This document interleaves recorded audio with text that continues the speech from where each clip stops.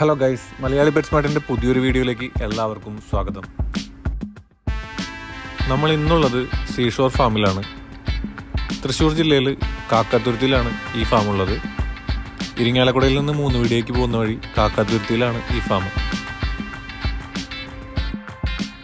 ഫാമിനെ കുറിച്ച് ഡീറ്റെയിൽ ആയിട്ടുള്ളൊരു വീഡിയോ നമ്മുടെ ചാനലിൽ ചെയ്തിട്ടുണ്ട്.